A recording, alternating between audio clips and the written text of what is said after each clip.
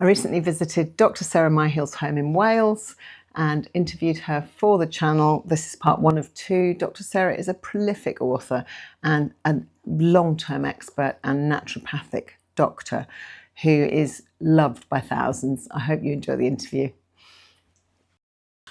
I'm filming today at Dr Sarah Myhill's farm in Wales. Welcome. So good to meet you. Nice to meet you too, Emma. Thank you for joining us. Well, thank you for coming. Thank you for inviting me here into your beautiful home. And we're just going to have a chat about all the things that people keep asking me, particularly people ask me to ask you, but just generally about your ethos on health, which has been such an inspiration to me in my own health journey. I was training to be a health coach and you were one of the lecturers, one of the lecture series that I watched. Then I discovered you'd written all these books and I started reading your books, and yes, it was a pivotal turning point in my own health journey. So tell us a little bit about you, where you got to, how you got to where you are today from where you started. I did trained as a conventional doctor in the 1970s. I qualified in 1981. I then did 20 years in NHS General Health as a GP in general practice. And it increasingly became apparent that medicine was not about looking for root causes of problems. It was all about symptom suppression with drugs. And it followed precisely the big pharma, let's make lots of money paradigm. This is what medicine has been reduced to. Yeah. So in 2000, I came out of general practice. I went into independent practice in order that I could practice honest medicine. I mean, as a GP, I was reprimanded because my prescribing budget was so low, and that obviously made me a bad doctor, didn't it? And medicine and medical thinking and the way that doctors work in this country has become increasingly controlled. And I wanted to break away from that control, because the Hippocratic Oath, which we are all supposed to swear when we qualify, is make the patient your first concern. And do no harm. Yes, and that no longer happens. Yeah. Doctors do not make patients their first concern. They are driven by big pharma laid down algorithms as determined by NICE guidelines. So, for example, the treatment of high blood pressure is not try and work out why that person has high blood pressure. Let's look at their diet, let's look at their lifestyle, let's look at their micronutrients. Yeah. It's all about, you have drug A, drug B, drug C, drug D until it becomes normal. And that's prescription medication for life. Yes. Which is precisely what Big Pharma wants. And to anybody with half a brain, that is not intellectually satisfying. No. And it's not satisfying to health either, because we have symptoms for very good reasons. Yes. We have symptoms because that's nature's way of saying there's something wrong. Do something about it. Yeah. And the more the imperative to do something about it, the worse those symptoms become, the greater the fatigue, the greater the foggy brain, the greater the pain, the inflammation or whatever. And but people just want shortcuts. They don't want to find out. Many people just want to know, make it better, make it go away. Oh, those are the people who are asleep. I like to deal with people who are awake, yes, who want to know the answer. And even when I was in general practice, I wore 2 hats. Yes, there were some people who just give me the pills and make it go away quickly. And there were those who, no, I want to work out why. And now I had lots of good questions there, and I still have lots of good questions now. And I don't know all the answers to all those questions, but I know some of the answers to some of the questions. And that's been helpful to many. And things are evolving all the time. Yes. So I go around constantly with lots of difficult questions in my mind. And the important bit about that is when the answer pops up, you recognise it. Yes, yes. Yeah. One of the big things that I see as a health coach in so many people, and I've actually had blood tests on myself in the last few weeks, as well as my doctor telling me I have high cholesterol, which she told me the last time I did blood tests 3.5 years ago, and I ignored her then as well. She told me that my thyroid was on the underactive end, and I said, well, I'd like some more tests, please, but I have your book about how to fix your thyroid because your doctor won't tell you. Can you talk about the thyroid, because it seems to be something that comes up again and again, that women, particularly women middle-aged, are told. It's a very, very common problem. And the central problem here is the doctors only rely on tests to diagnose an underactive thyroid. And then when, the problem with those tests is they don't do the right tests, and they misinterpret the results when they come through. Yeah. So there is huge scope for things to go wrong.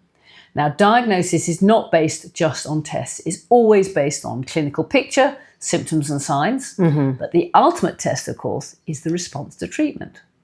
And if by dint of giving thyroid hormones, that person improves and feels much better, then the diagnosis is retrospective. You've got somebody with an underactive thyroid.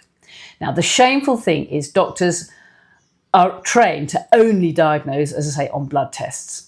And that's what prompted you to write the book, do it yourself because your doctor won't. I thought, I'm bound to get loads of complaints from the General Medical Council about that one, aren't I? And did you? But not yet, not so far. Amazing. So I try to give all the information so that people can do it themselves. Because there is nobody who's going to be better motivated to do it, nobody who's better empowered to do it, nobody who's in a better position to do it than yourself. Yeah. Because you want to get better, and then you can see from day to day how the symptoms and signs are changing, how they're improving in order to find that sweet spot. Yes. She did say you don't present as a typical patient with a low thyroid or an underactive thyroid, but anyway, I'm going to have some more tests done after Christmas, but I just thought, well, I'll do all the things first and then I'll have the test done. The main reason to do the tests, first of all, to make sure that person isn't overactive. Now, that is thankfully very rare. Usually the clinical presentation is obvious because people are wired, fired up, they're tremulous, their pulse is going fast, they can't sleep, they're losing weight, they're sweating, but sometimes it's not classic. Okay. And the second reason is to see if there's biochemical scope for a trial of thyroid hormones. So, for example, the normal range of a free T4 in the body is about 12 to 22 picomoles per litre. Professor Sir Anthony Toft, who wrote the British Medical Association Guide to Treating the Underactive Thyroid, tells us some people don't feel well till they're running at 30 picomoles per litre. Okay. So that's a very wide normal range. Study in the Lancet looked at people, and they measured the level of free T4 in the blood every month for 6 months. And what was clear from that is we all have our personal reference range, which is very different from the population reference range. So some people's personal normal reference range might be 22 to 24. And some it might be 12 to 14. Surely that's affected by the diet that person is on, the activity. There must be other factors that mean that person presents differently to that person. Well, possibly, but the bottom line is our personal normal reference range is very narrow. Okay. So somebody who has a personal normal reference range of, say, 22 to 24, if they have tests done by their GP and the result comes back at 12.1, they'd be told, oh, you're in the normal population reference range, you're fine. But it's actually not fine for them because their personal reference range is double that. Right. So, so the tests tell us there's biochemical scope, but the most important thing are the clinical symptoms and signs. And of course, the commonest clinical symptom of the underactive thyroid is fatigue. People, especially women, know that they're not living up to their full potential. They know they don't have the energy that their contemporaries may have. They know I used to be able to do this and now I can't. And in parallel with that often comes the foggy brain. They find they can't think as clearly as they should. Their short-term memory is not good. They're difficult at multitasking. And you can even get psychiatric disease from this. Depression, anxiety, OCD, maybe even psychosis. It's called myxedema madness. Right. So anxiety, that's something I notice a lot with friends I've known for years, where as they get older, the anxiety, and I think, gosh, they never used to be that sort of anxious person. I think anxiety is the symptom that the brain gives us when it knows it doesn't have the energy to deal with demands. Right. Yeah. So we all have demands on us, and we cope with those from day to day. But if something comes on the horizon, the brain thinks, you can't do that, you haven't got the energy to do that, that drives the symptom of anxiety. Okay. And if I could give those people infinite energy, then the anxiety would just melt away. Yeah. I mean, all those symptoms you've just mentioned, the only thing that for me is disturbed sleep. And Yeah. so that's a strong symptom. That is also a feature. And this relates to how light and hormones control our circadian rhythm. So what wakes us up in the morning and keeps awake throughout the day is sunshine. So we need to get as much sunshine as we possibly can in the day. As light fails and evening draws in, that stimulates the production of melatonin, which is the sleep hormone. Melatonin levels start to rise. Melatonin stimulates the pituitary gland in the brain to produce thyroid stimulating hormone. And TSH spikes at midnight. Okay. So TSH goes trotting around the body to the thyroid gland, gives the thyroid gland a good old kick, and the thyroid gland starts to produce T4, so called because it has 4 iodine atoms, T4. T4 spikes at about 4 o'clock in the morning. T4 is relatively inactive. It's slowly converted to T3, 3 iodine atoms, and that spikes at 5 o'clock in the morning. And then T3 stimulates the adrenal glands, and they pour out adrenaline, cortisol, DHA, and that spikes at 6 or 7 o'clock in the morning, and that wakes us up. So the first sleep disturbance I tend to see in people who have an underactive thyroid is they become owls. So they can't drop off to sleep until late, and then they don't wake until early in the morning. And the second sleep disturbance I see in people who have an underactive thyroid is they tend to wake in the middle of the night. And that's because many people are fueling their bodies on sugars and carbohydrates and get very reliant on sugars and carbohydrates to do that. But to be able to fat burn, we need thyroid hormones. Now, in the day, if you're eating fat, obviously there's lots of fat pouring into the bloodstream, and the liver will happily metabolize that to produce ketones, which powers us. Okay. But at night, we run out of that fat from the diet, and we're reliant on fat from our body. Which is a good thing. Which is a very good thing. But to burn that fat from the body, we need thyroid hormones. If we haven't got the thyroid hormones, we will fat burn with adrenaline, and that wakes us up. Okay. So people who wake in the middle of the night, it's another little pointer.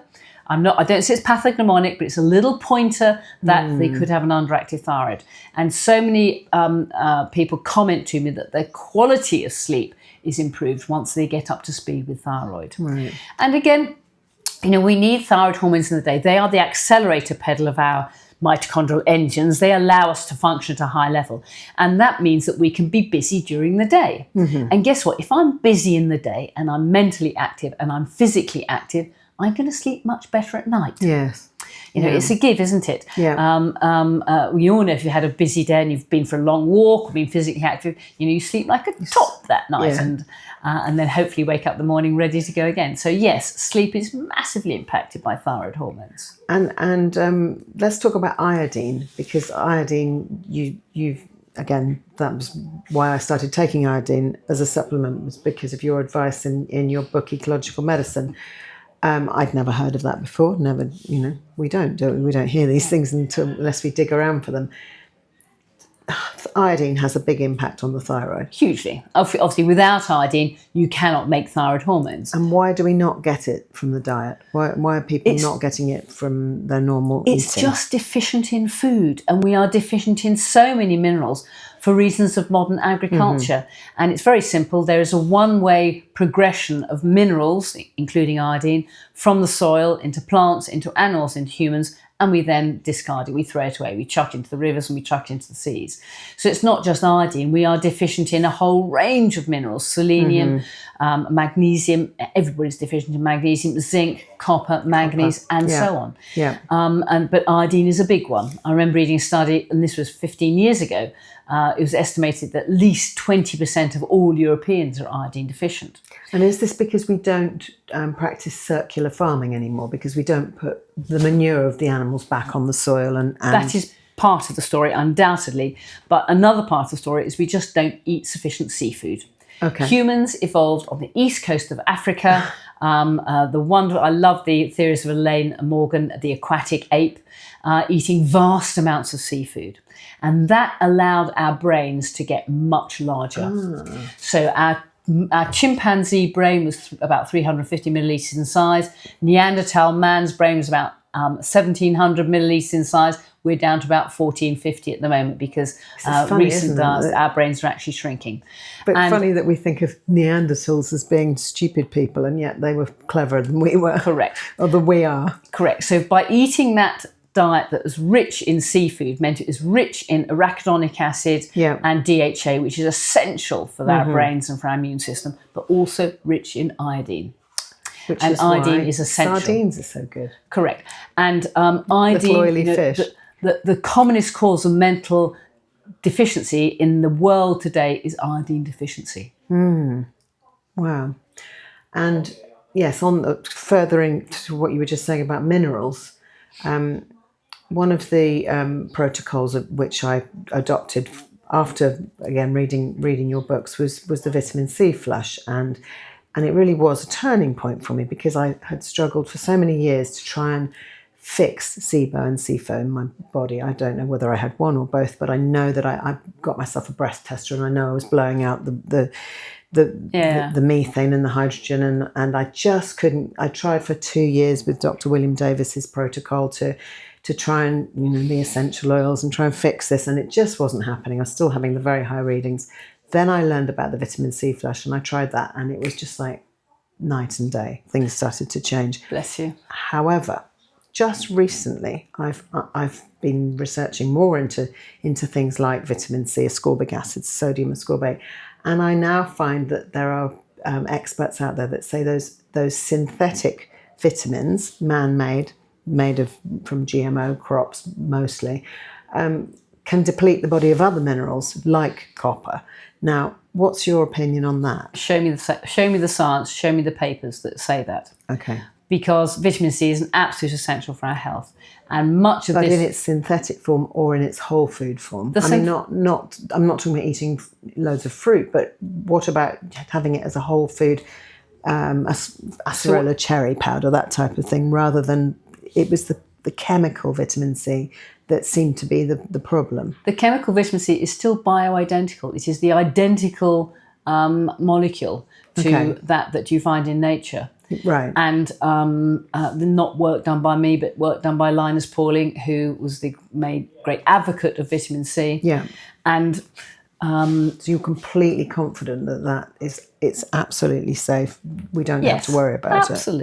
Absolutely. It's. I know you've talked about it with your patients with chronic fatigue syndrome. You said that people who suffer from chronic fatigue syndrome tend not to be able to work.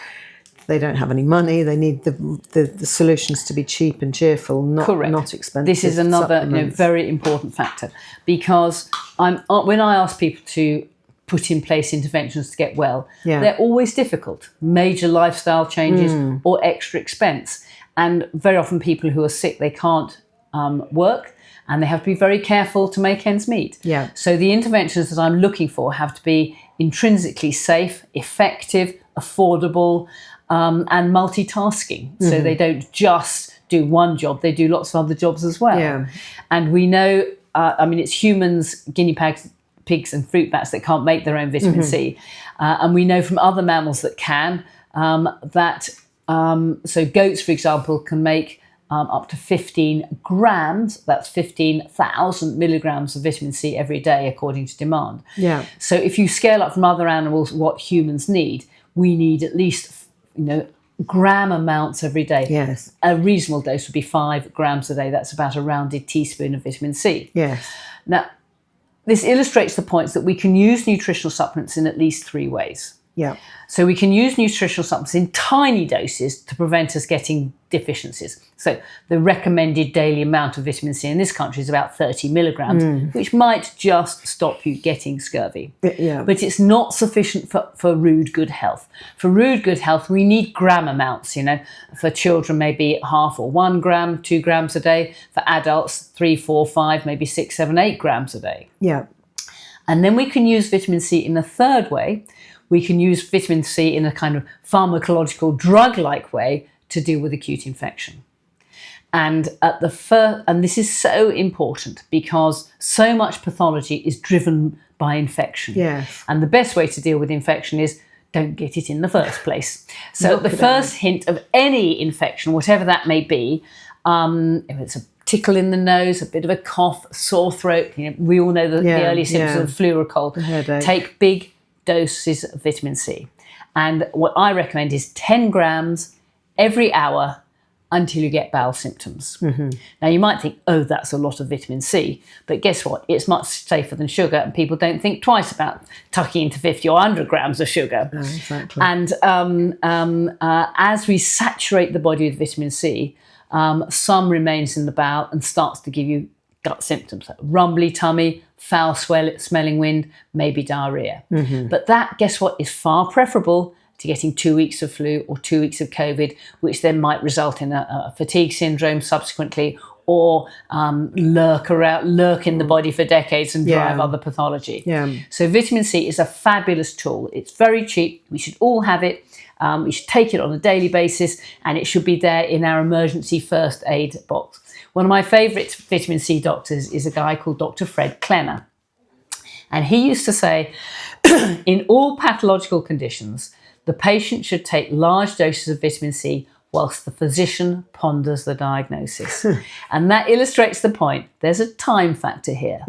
If you hang around and do nothing, then the microbe is in your body and it has a chance to proliferate, numbers increase exponentially, and that drives pathology. So don't hang around for the symptoms to get worse. Jump in there with both feet and hit it hard, hit it fast, and get rid of it before it causes problems. Let me just double check that we're still doing this as it should be.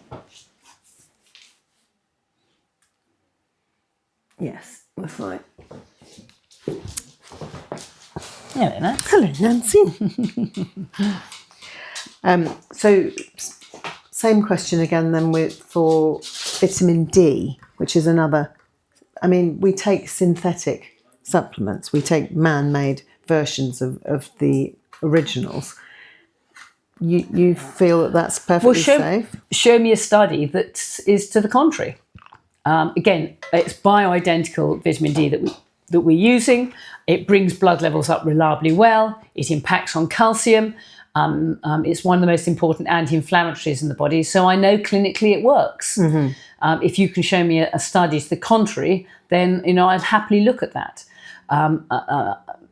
A primitive woman was walking naked under the African sunshine for 12 hours a day and getting large dose of vitamin D. I recommend we should all be taking 10,000 IU of vitamin D, which is equivalent to about between half an hour of sunshine every day. Completely safe amount. And again, that multitasks. Fascinating study done in this country that looked at the levels of vitamin D in people on admission to hospital with COVID. Now, those people who had levels of vitamin D below 25 nanomoles per litre, their risk of death from COVID was over 90%. If their levels of vitamin D was 75 nanomoles per litre or higher, their risk of death from COVID was less than 5%. And that's not the only study. Now, if you extrapolate those figures, then if you look at the line, because there's obviously an inverse relationship, the point at which it crosses the horizontal axis is about 125 nanomoles per litre. The implications being, if you're running good levels of vitamin D, it's almost impossible to die from COVID. The reason for that is it's not that the COVID virus is the issue. It's not the COVID virus that kills us. It's the body's response to that. It's the cytokine storm. And vitamin D is one of the most important anti-inflammatories in the body. So if you've got good levels of anti-inflammatory vitamin D, then you will deal with COVID fine, get rid of it, and that will be the end of that.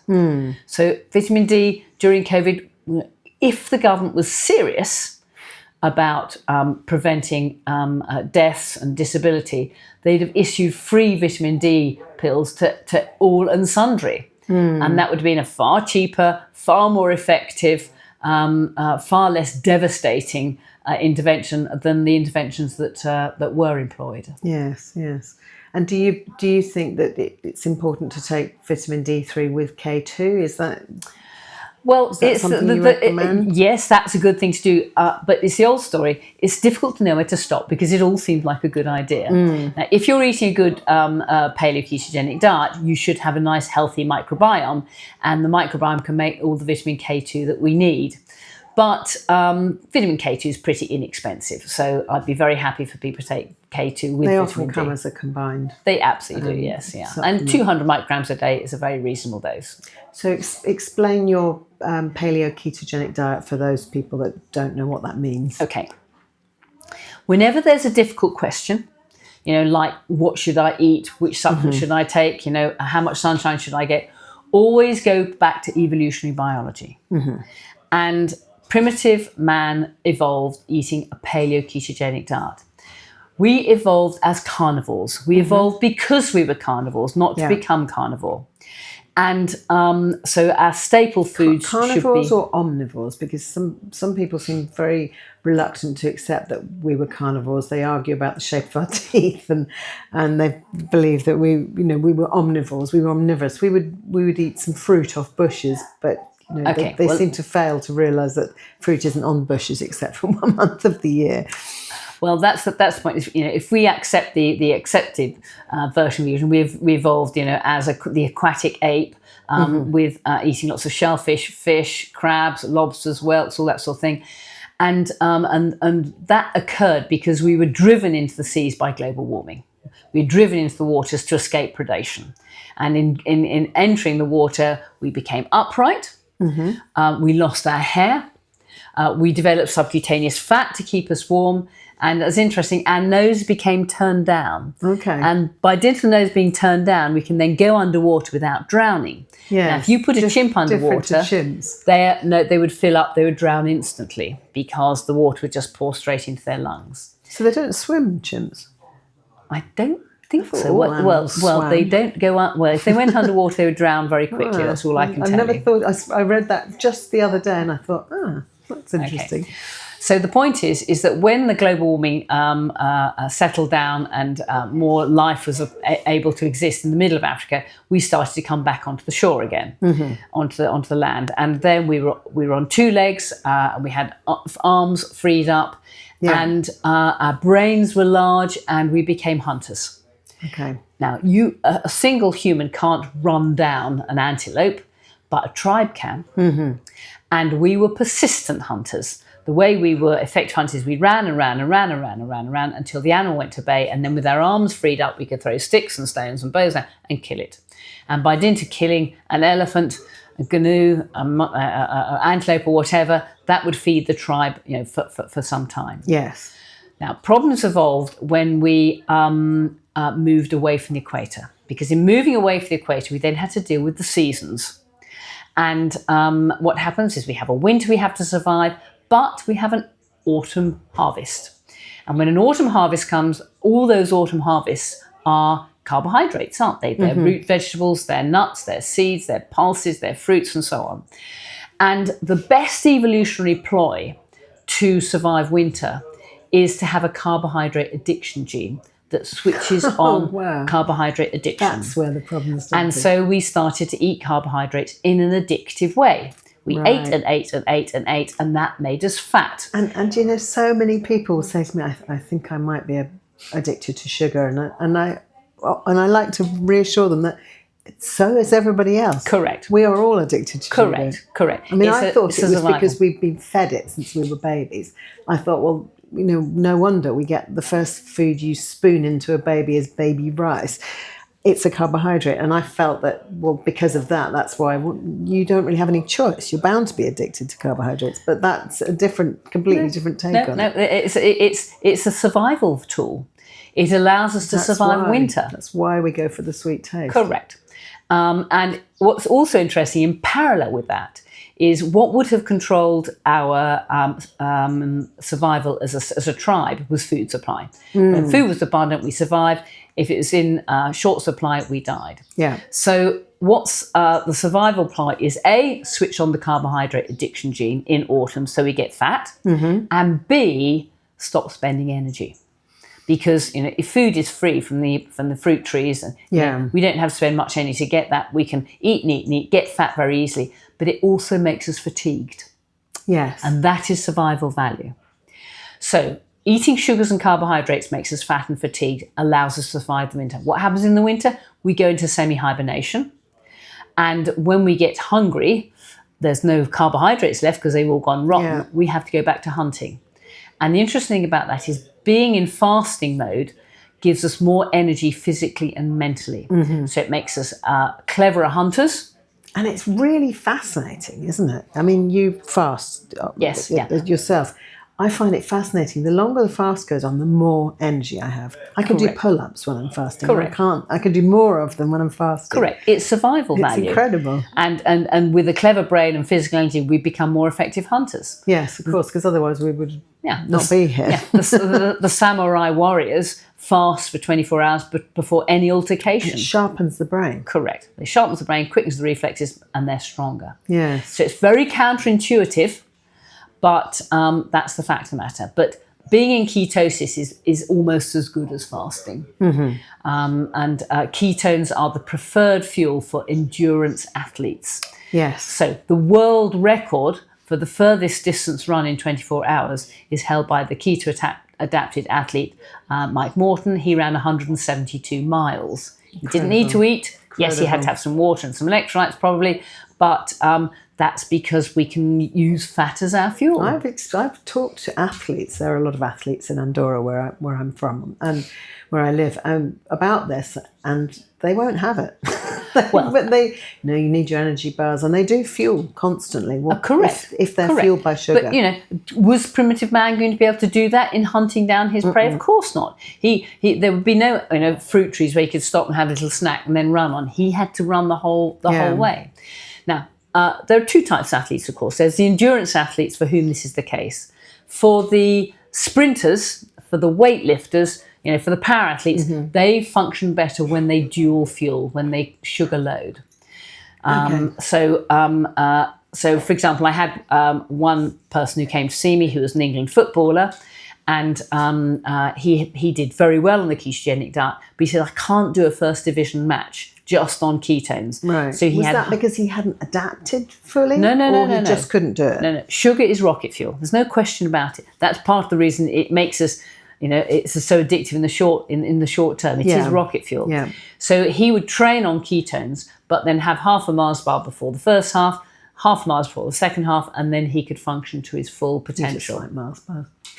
Well, I mean, I'm not sure that would be the best sugar, but the point is, it is rocket fuel. But when sugar is burned in mitochondria, it is burned, and that produces a lot of exhaust fumes or free radicals, which are very damaging to the body. Yeah. Conversely, when ketones are oxidized, burned in mitochondrial engine, they generate very few free radicals.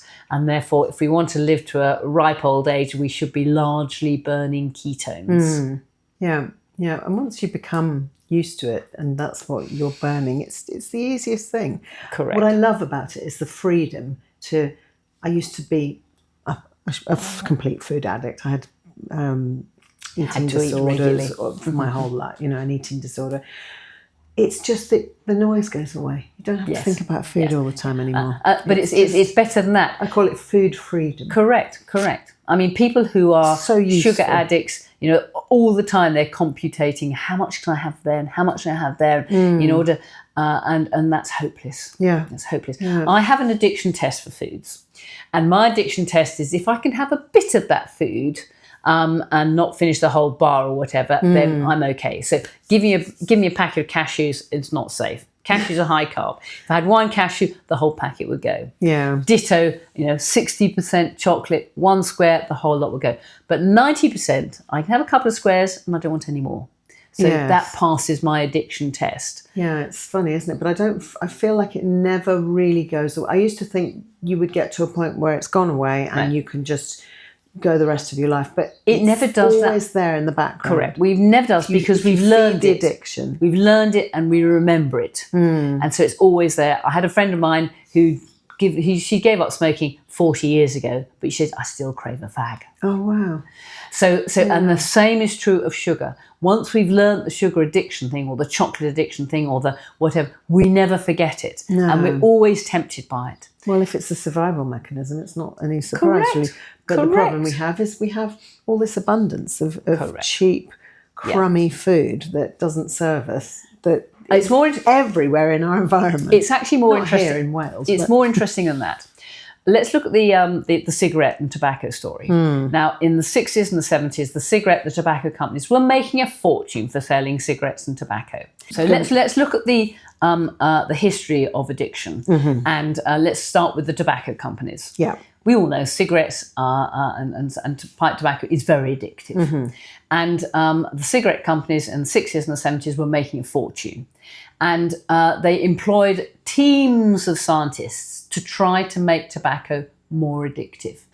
And this was achieved by adding extra nicotine and actually putting sugar into the tobacco to make it more addictive. I learned that quite recently too. Okay. I had no idea. You can inhale sugar for the same effect. Or maybe it's a sweet taste. I'm ashamed to say I don't know the mechanism of that. But incredible. When it became apparent that cigarettes and tobacco was driving heart disease and cancer, people smoked less and less and less and used less tobacco. Yeah. So the cigarette company says, well, where do we go for profits? They then bought up the food companies, many of the big food suppliers, and they said to those scientists that had made tobacco more addictive, we want you to make food more addictive. And those scientists recognise that what people are looking for when they're eating something is the crunch factor, that right amount of sweetness, that right amount of saltiness, that correct texture in the food, point, don't they? Correct, that umami effect. Yeah. And this is the origin of ultra-processed foods, because those techniques have been incredibly successful. So much so that now children in this country get 75% of their calories from ultra-processed foods. Oh my gosh. And teenagers get 86% of their calories from ultra-processed foods. And this is a nutritional disaster. We should be so scared about this. But yes, like you say, it's only the people who are awake who are even... Correct. Have even noticed. I know. And these days... And the more of that stuff you eat, the more asleep you are. These days, it sounds a horrible, mean, grotty thing to say, but I don't waste my time lecturing people who are asleep. It's a waste of my intellectual and emotional energy. Absolutely. But people who are awake, I'm happy to talk to them all day. Yeah. Because resisting these temptations, and they are all temptations, as Oscar Wilde famously said, I can resist anything except temptation. Yeah. And these are put in our face constantly. Every time you go to the supermarket, you fill up your car with diesel, you walk past the corner shop, there are the temptations. They're everywhere. And resisting those is difficult. And to resist them, we have to have the intellectual imperative. We have to know why we have to resist them. Yes, of course. And I have convinced myself, and believe you me, I'm as good an addict as any. And I don't have them in the house. I'm just relieved I don't live next to a corner shop, because I might be tempted to nip outside in the evening and help myself. Well, we have a 24-hour garage just down the hill, about where that hedge down there is. And yeah, you have to be very, very resolute to not. Now, the thing about addiction is, or that craving is if you think about it, it comes in a spurt. It comes in waves. And my experience is, if I'm tempted to do something, I'll say, I'll wait for a bit. I'll have a cup of tea. I'll have something to drink. I'll postpone the moment, and then you forget about it. Yeah. And it passes. Yeah. And the other thing I ask myself when I'm tempted to do something, I say, is the brain working well? Guess what? Yes, it is. Is the body working well? Yes, it is. And then I tell myself, this is greed, not need. And again, that helps me to resist. But we're all tempted all the time, and it doesn't matter if it's alcohol, cigarettes, caffeine. We're all tempted all the time. But then we're so hard on ourselves, because when you realise these things, you can be more forgiving to yourself, because it's not a failing in you as a person. It's a primal drive. It's about just the mindset to the understanding of it, so that you can make the right decisions. If I'm going out I don't like to eat in the evening, because I don't sleep well. I like to eat earlier in the day, and then stop eating. So if I know I'm going out for an evening event where there's going to be food, I'll eat some sardines before I go, because it's very difficult to eat a couple of cans of sardines and then eat anything else, because you're so satisfied. So it's a really good way for me to resist sticking my hand in the crisp bowl all night, or eating whatever people are putting in front of me. Well, what I know is, if there's a crisp bottle from me, I don't have one. I have the discipline to say no to the first, but not the second, the third, and the fourth. Yeah. And I go for things that I like olives, salami. Yes. I have lots of meat. And again, if there's a dish with a meat dish with vegetables and potato and meat with it, I have the green vegetables first, and then I eat the meat. And then I have the carby bit last. Okay, so explain that. So I have the meat or the fish first, and then I'll eat the other things. Okay. Why do you put the green vegetables first? Okay. Well, the point is, the interesting thing about the addictive potential of addictions is it's not the absolute amount that you consume, it's the rate of change that the body's looking for. Okay. It's the rate at which the blood sugar comes up. It's the rate at which the nicotine levels come up. It's the rate at which the alcohol levels come up. That's what gives us our addictive hit. So the heroin addicts, they are not happy with chewing heroin. They've got to inject it intravenously. Right. The real alcoholics, if you watch the real alkies drink, they drink very quickly on an empty stomach. That's my problem. Because they get that hit. Yes, and that's the enjoyable, the first glass of wine. I know. I drink it too fast. Correct. So I the other thing they avoid do, wine. especially with the spirits, is they put into the mouth and then they inhale through it. Have you ever seen them do that? Why? Alcohol is volatile, gets into the lungs, and you have a brain hit in seconds. Oh, I don't know that one. I remember... Can you do that with wine? Of course you can. So again, if you're going to have alcohol, then the best thing to do is... and what I find the addictive bit about alcohol is not just the alcohol, it's also the sweetness. Now, because I'm yeast allergic, I don't have wine and cider. Okay. So I have gin or vodka or brandy, which is pretty much yeast-free because it's been distilled. Yeah. But what I add into it wants to be something low sugar. So I do gin with fizzy water and lime juice, for example. Yeah.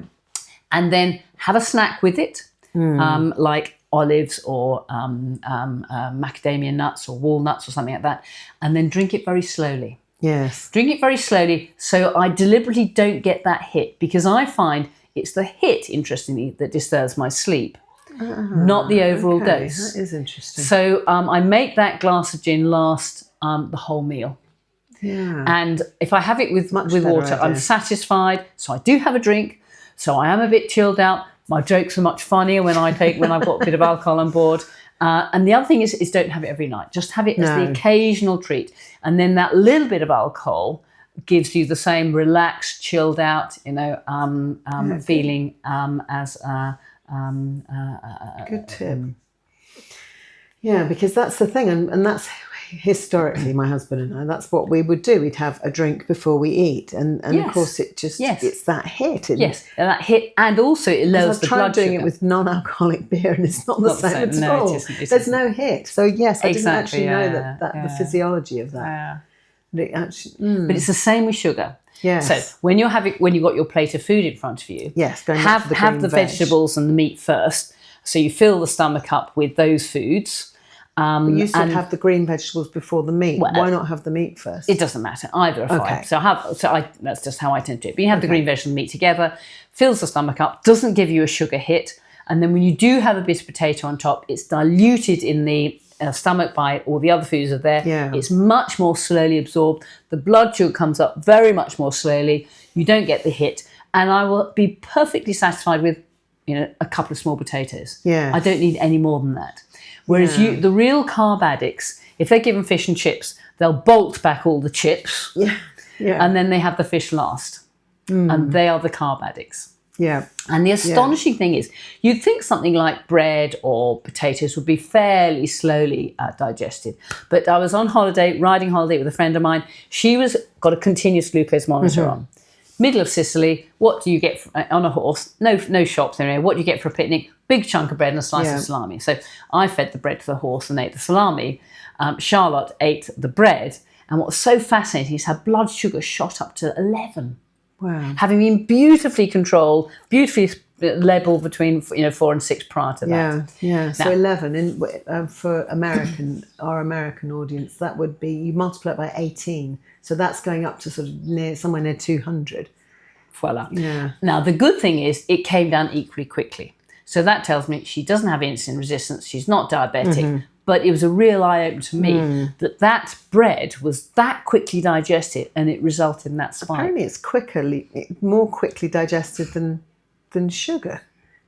Is it something to do with the fact that it's been milled, that it's been the grains have been broken down? I can hardly believe that, because sugar is incredibly quickly absorbed and has the highest glycemic index of any food. Something else, but it was things that have been milled. Well, of course, if they're finely ground, they have a large surface area, and therefore the enzymes can get at them very quickly and break them down almost very quickly indeed. Yeah. And the other useful tip for eating is eat slowly. Yes, another thing that I have difficulty with. Of course. I mean, the carbohydrate idiots tend to gobble their food. So put a mouthful of food in, put your knife and fork down, sit back, have a chat. Conversation. A conversation, blah, blah, blah, and then go back and have a little bit more. And make the meal last a long time. Now, of course, we gobble our food ostensibly because we're busy and we want to get on with other jobs, and then maybe there's an element of that as well. But it's also affecting digestion. If you're not chewing it up properly, your digestion has to work so much harder. Correct. Because the business of chewing stimulates saliva, which has got digestive enzymes in it, of course, and also stimulates the stomach to produce stomach acid, the pancreas to produce pancreatic acid, the liver to produce bile. As you rightly point out, it improves our ability to digest. Yeah. So eat slowly is really important, and eat tough foods. You mentioned correct. That pulls our jaw into shape. And at the moment we're seeing epidemics of children with poorly developed jaws, crowded teeth, requiring orthodontic, braces and extractions and whatever to pull their jaw into the right shape. Because we're eating soft foods. If 75% of that food is soft food, well, it is, isn't it? And it is ultra processed food. It might have an initial crunch, but then it's soft. It doesn't need chewing. You can just swallow it whole. Correct. It can just go, and it can go down very quickly. With very small undershot. Yeah, the jaw. Correct. If you look at them in profile, they don't have a strong jaw that sticks up. They have a jaw that falls away. The undershot teeth are very crowded. Yeah, we even see what happens when their wisdom teeth come in. I mean, it's just that's some way down the road. But correct. Did primitive women have her wisdom teeth pulled out? I don't think so. It's because we just don't have the jaw capacity because we eat soft foods. Yeah. Well, yes, they're not. They're meant to be there to back up the earlier teeth when they've fallen out. Voila. But is there anything that you particularly would like to cover? Anything else that you want to talk about? I'll cut this bit out. Okay. Well, most people want to know about chronic fatigue syndrome and how that works. Okay. So we can talk about that. Yeah, that's a good idea. So, and that's how I got interested in all this stuff, I suppose. Okay. So we touched on it earlier. Explain to me chronic fatigue syndrome. What do you think is, because if that's also epidemic, what's causing it? Why are so many people struggling with that? Okay. Well, I became interested in chronic fatigue syndrome because in the 1980s and the 1990s, when I was in general practice, the TATT, the tired all the time, the most presentation doctors have. was the most common thing. Yeah. And of course, doctors are completely useless at treating that because there are no drugs for the tired all the time patient. The only drugs available are addictions. And like sugar, like alcohol, like nicotine, like amphetamine, like speed and ecstasy, but they don't address the root causes of it. They just mask the symptoms.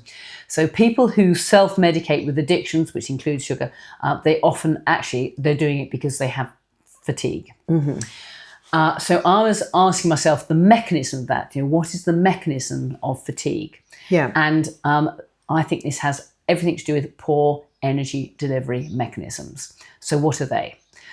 To explain this, I like to use the car analogy because essentially we're a sophisticated, car, aren't we?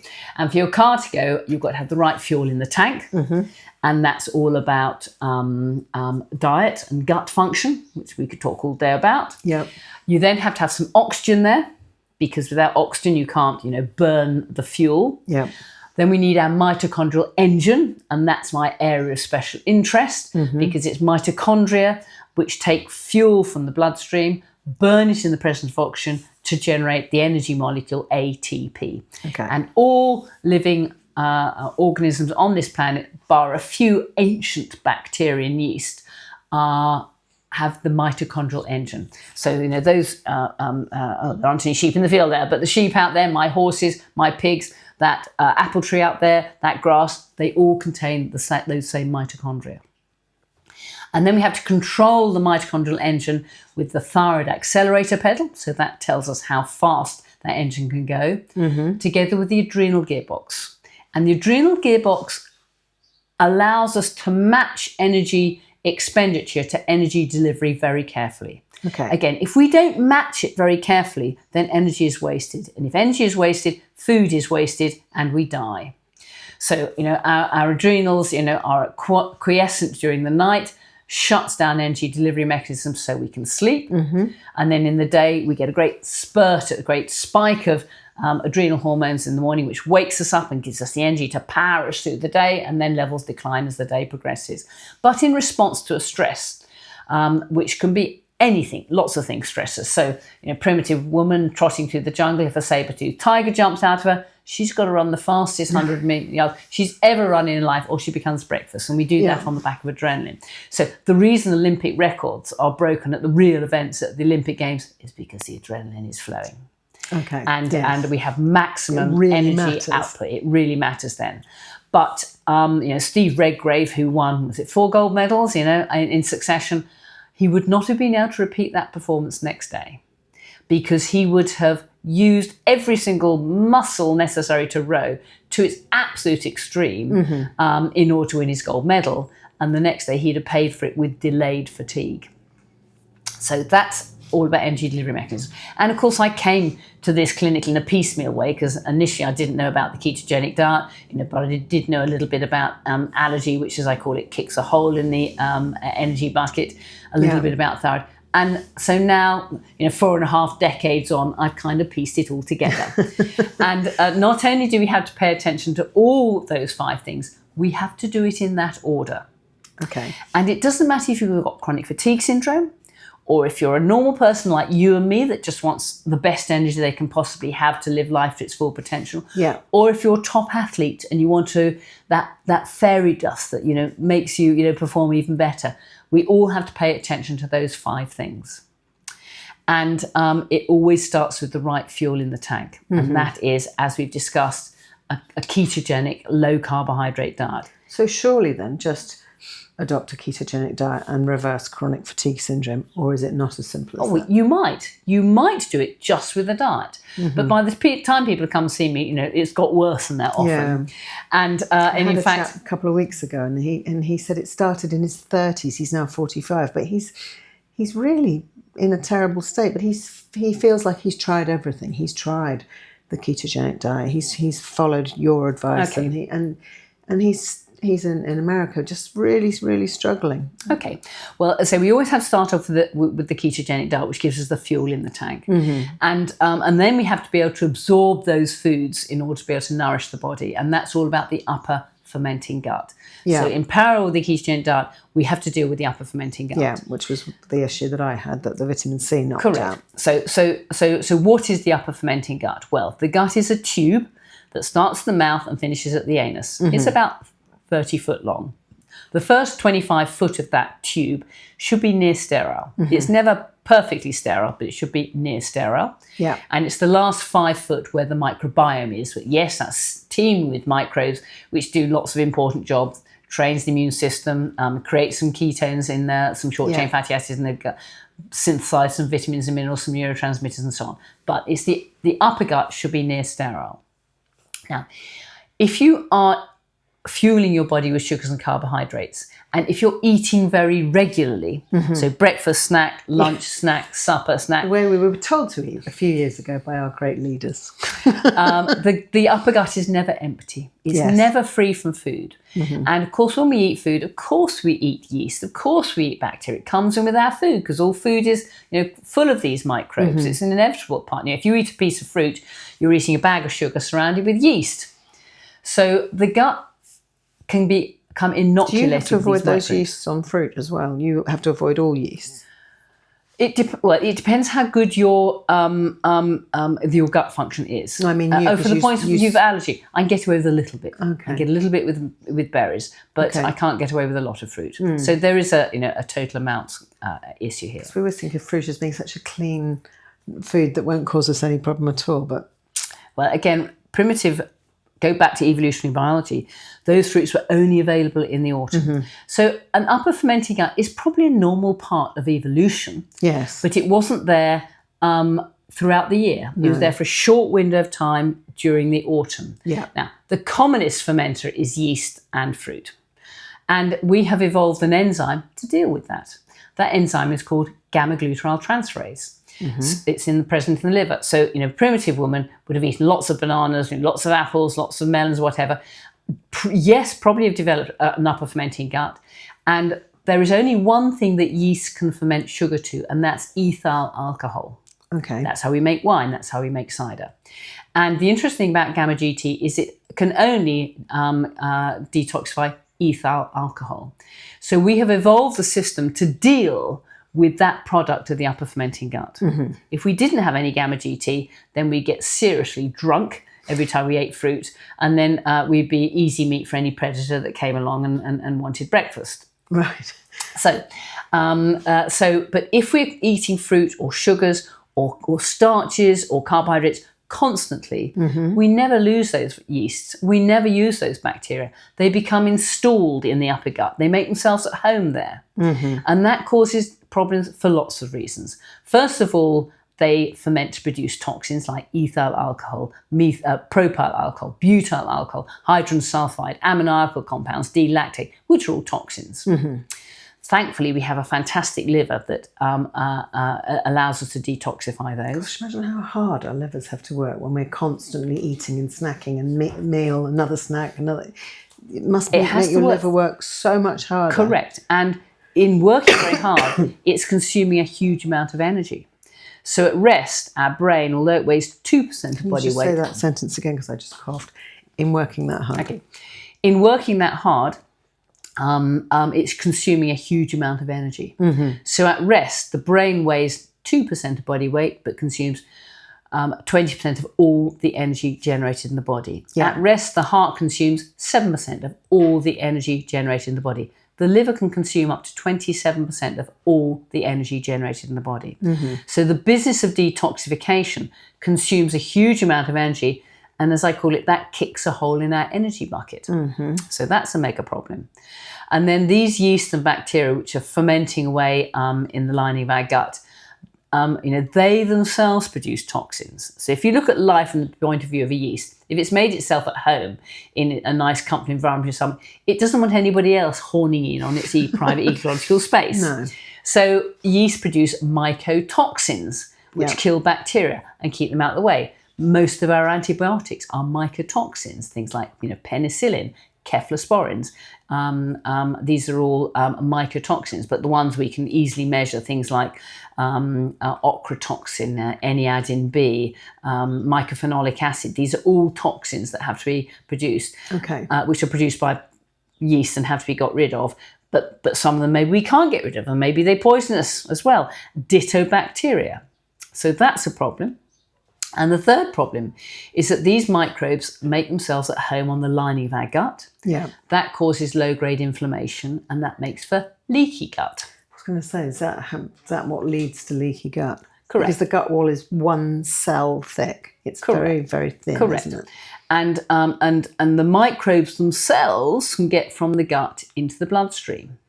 Now, so do they bury themselves in the wall of the gut? Yeah. Because I was they imagining just sort of being there, but they're actually meshed into the wall of the gut. Correct. And gradually working their way through. If they weren't meshed into all the gut, they'd just be swept out in the next meal. So of course they make themselves at home there. Yeah. And they exist in two forms. So when there's lots of food, they wake up and they become active fermenters and produce lots of carbon dioxide that makes us burp, toxins. And then when the food isn't there, they go into a cystic phase. They go to sleep and they keep a low profile until the food comes along again. So this gives us the principles of how to treat the upper fermenting gut. So first of all, stop feeding it. Ketogenic diet. Or fasting? Can you clear them out with fasting as well? Well, they're very persistent.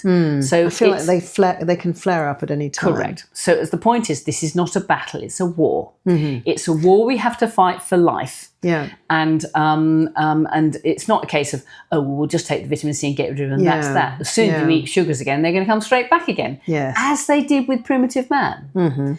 But primitive man and primitive woman, they just ran out of sugars and carbohydrates, so they cured their upper fermenting gut because they went back to a ketogenic, meat-based, fat-based diet. Because winter arrived. It's winter. Yeah. And spring and much of summer too, Yes. because it takes a little while for these things to to grow and become edible.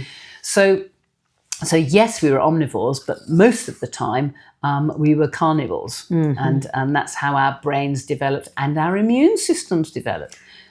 So sorting out the upper fermenting gut is also very important. Yes. And the principles are, first of all, starve it out with, as you say, intermittent, with fasting, with low carbohydrate ketogenic diets. Yeah. Secondly, kill them. Yeah. And my two favourite tools for killing them are vitamin C, which, as you found, was helpful for you. Yes. At least 5 grams, maybe more, and iodine. Again, iodine, contact kills all microbes. It's my favourite antimicrobial. Can you just... I would love to... They've... Look at the little ones. Look at these little guys. Oh, they have a nice life, don't they? They have a lovely life, and they can go out up. They've got a big Up the outside hill. area. They're snuffling around to pick up all the little bits. Look. Excellent.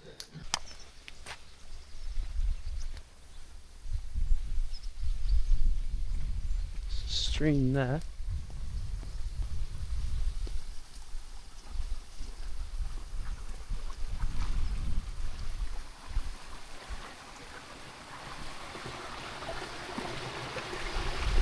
Nice. Still some apples on the tree.